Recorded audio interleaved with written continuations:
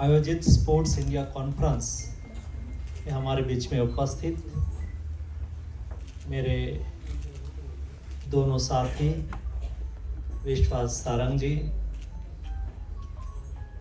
गौरव गौतम जी, हमारे विधायक जी आदरणीय रमेश चंद्रा जी, ए.के. उप्पल जी, सभी उपस्थित स्पोर्ट्स इकोसिस्टम से जुड़े हुए भाइयों एवं बहनों, आज स्पोर्ट्स इंडिया 2026 के अंतर्गत हमने एक्सपो भी आयोजित करा है और कॉन्फ्रेंस भी आयोजित करी है। ये बहुत जरूरी है एक इकोसिस्टम को आगे बढ़ाने के लिए। सारे स्टेक होल्डर कभी कभी संपुट बनता है। हम महाकुंभ करते हैं, कुंभ करते हैं, तो भारतवर्ष का एक आस्था के केंद्र पर समन्वय होता है। जब हम एक्सपो करते हैं तो ये सेक्टर से जुड़े हुए सभी स्टेक होल्डर यहाँ एकत्रित होते हैं। स्पोर्ट्स केवल मेडल नहीं है, स्पोर्ट्स फिटनेस भी है। स्पोर्ट्स जीवन का एक कल्चर भी है। स्पोर्ट्स गुड्स भी है। स्पोर्ट्स कॉमर्स भी है। स्पोर्ट्स एक बड़ा सब्जेक्ट है और ये सदियों से जब सजीव सृष्टि के साथ जुड़ी हुई संकल्पना है। आप देखिए, कभी सुबह में मॉर्निंग में आप एनिमल को भी देखेंगे, वाइल्ड लाइफ को देखेंगे, वो एंजॉय करते देखेंगे, खेलेंगे। खेलना और खिलना ये दोनों स्वाभाविक है। जो खेलते हैं वो खिलते हैं। खिलने के लिए खेलना आवश्यक है और इसलिए समय समय तक आप ग्रीक और मेसोपोटामियन की सभ्यता को देखें, तब से आज तक मानव इतिहास में स्पोर्ट्स का महत्व रहा है। उसमें से ही ओलंपिक्स निकला है। ओलंपिक्स एक दुनिया का स्पोर्ट्स का महाकुंभ है।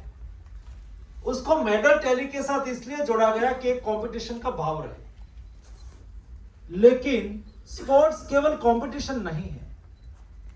स्पोर्ट्स एक जीवन शैली है और उसको विकसित करने के लिए मैंने देखा, मुझे बहुत अच्छा लगा। एक्सपो में मैं एक स्टॉल पर गया तो कहा कि हम स्पोर्ट्स गुड्स बनाते हैं और सारी दुनिया में 100 एवो कंट्री में बेचते हैं। कई अच्छे एंटरप्रेन्योर्स भी मैंने देखा जो यहां भी उपस्थित होंगे। स्पोर्ट्स गुड्स मैन्युफैक्चरिंग एक बहुत बड़ा सब्जेक्ट है और कॉमर्स है। आज स्पोर्ट्स की कई चीज हम इंपोर्ट कर रहे हैं, लेकिन मोदी जी ने निर्णय करा कि स्पोर्ट्स गुड्स मैन्युफैक्चरिंग में हमारी महारत कैसे आए, हम स्पोर्ट्स गुड्स के लिए हब कैसे बने, उनके लिए सरकार क्या कर सकती है। इस बजट में 500 करोड़ रुपीस का अनाउंसमेंट करा। उसके लिए हमने पॉलिसी बनाई। आने वाले दिनों में स्पोर्ट्स गुड्स मैन्युफैक्चरिंग के लिए बड़ा इन्वेस्टमेंट करा जाएगा, बड़ा सपोर्ट करा जाएगा, ताकि एंटरप्रेन्योर्स शुरुआती समय में उसको पनपना होता है, उसको डेवलप होना होता है। बच्चा होता है तो हमें उसको हैंड होल्डिंग करना पड़ता है, तब वो चलने सीखता है, खड़ा होना सीखता है। बाद में एक बार बड़ा हो गया तो हमारी सहायता की आवश्यकता नहीं होती है। वैसे कोई भी सेक्टर को आगे बढ़ाना है, उसको ग्रो करना है, तो प्रारंभिक समय में उसको मदद करनी चाहिए। यहाँ जो स्पोर्ट्स गुड्स मैन्युफैक्चरिंग के साथ जुड़े हुए लोगों को मैं बताना चाहूंगा कि आने वाले दिनों में एक बड़ी स्कीम आपके लिए आ रही है, ताकि आपके यहाँ स्पोर्ट्स क्लस्टर में इंडस्ट्रीज को स्थापित कर सके। आप स्पोर्ट्स गुड्स मैन्युफैक्चरिंग यूनिट का एक्सपेंशन कर सके, आप नया यूनिट डाल सके। उसके लिए आपको फाइनेंशियल सपोर्ट देने की व्यवस्था भी हम आने वाले दिनों में करने जा रहे हैं। उसका लाभ हमारे इकोसिस्टम को बल देगा।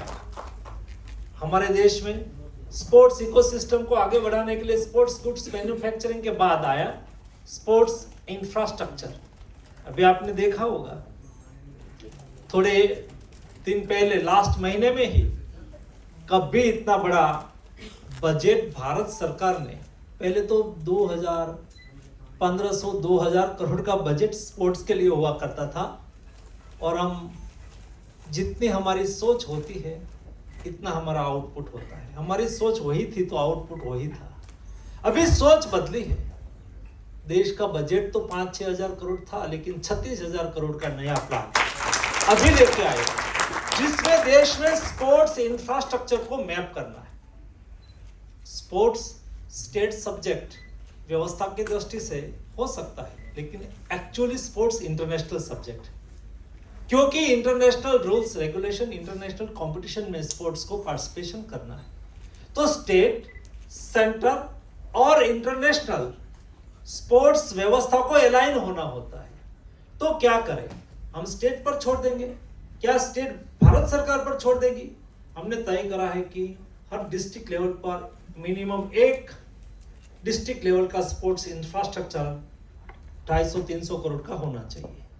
स्टेट लेवल का इंफ्रास्ट्रक्चर स्टेट में 4-5 जगह पे बड़ा होना चाहिए, 1000-1200-1500 करोड़ का, और एक इंटरनेशनल स्टैंडर्ड का स्पोर्ट्स इंफ्रास्ट्रक्चर, मिनिमम एक फैसिलिटी इंटरनेशनल स्टैंडर्ड के स्पोर्ट्स के लिए एक स्टेट में 1 या 2 होनी चाहिए।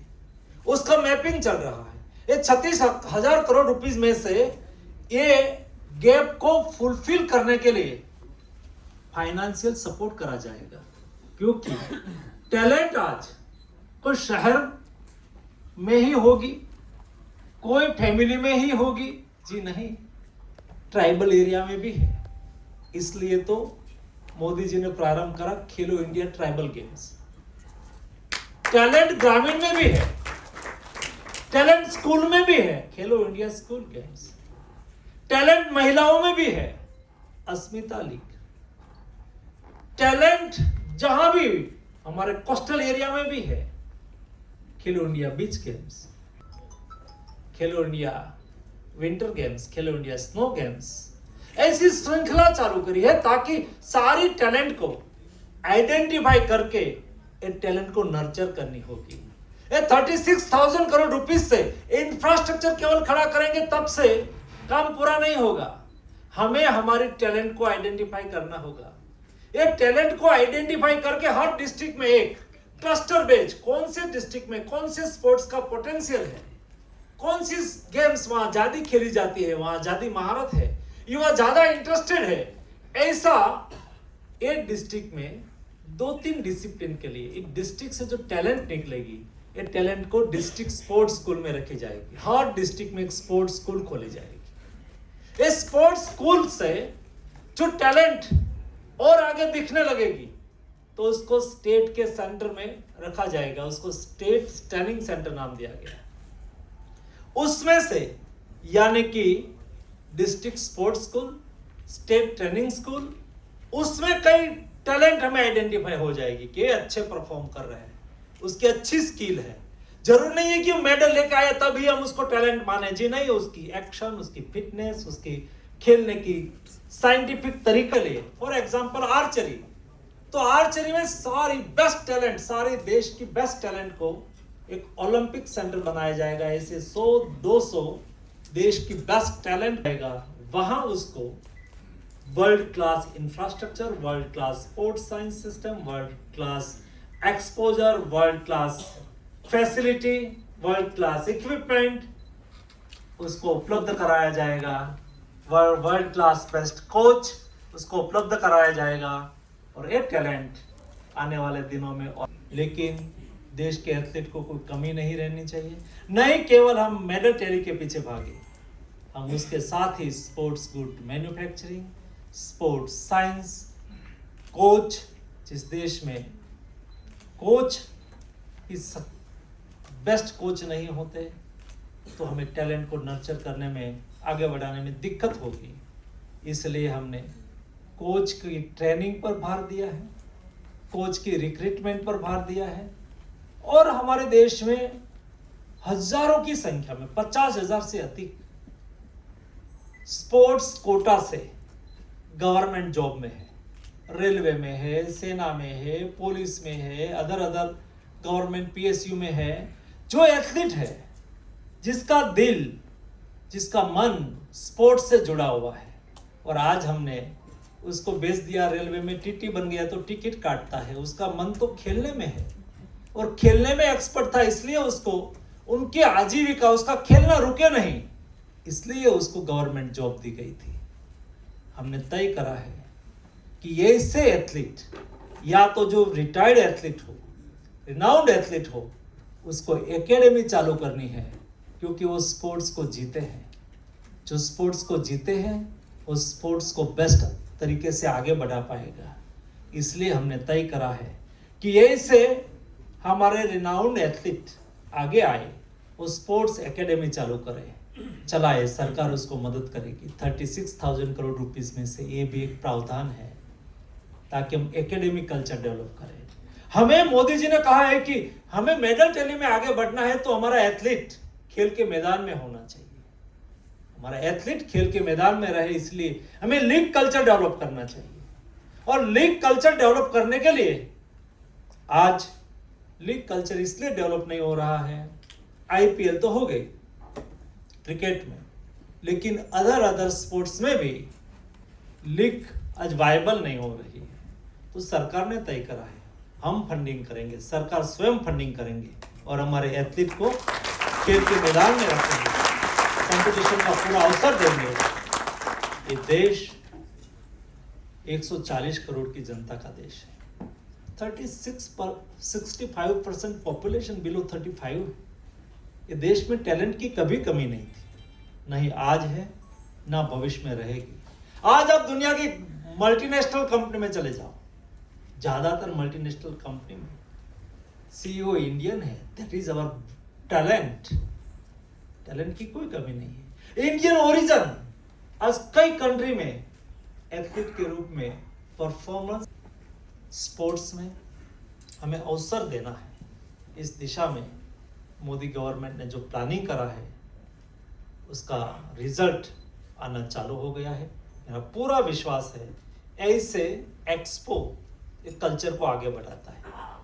मैं पेपी को, जैन जी को अभिनंदन दूंगा, उन्होंने अच्छा आयोजन करा, हमको इनवाइट करा, और मुझे बताया गया था कि मंत्री जी, हम संख्या हमारी थोड़ी कम होगी, लेकिन हम मेहनत करेंगे, अच्छा करेंगे। मैंने कहा मुझे संख्या से कोई लेना देना नहीं है, आपका एफर्ट को सराहने के लिए मुझे आना है।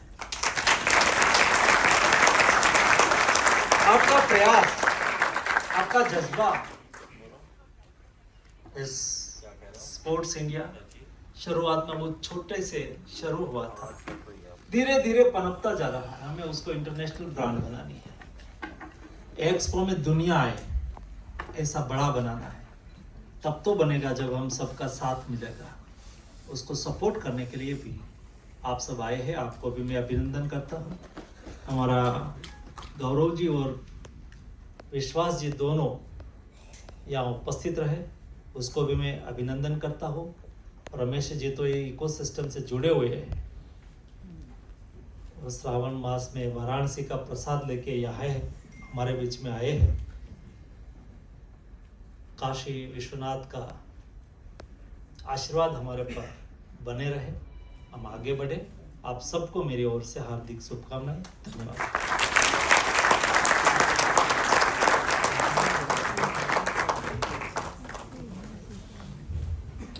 Thank you so much, sir, for your such kind and empowering words.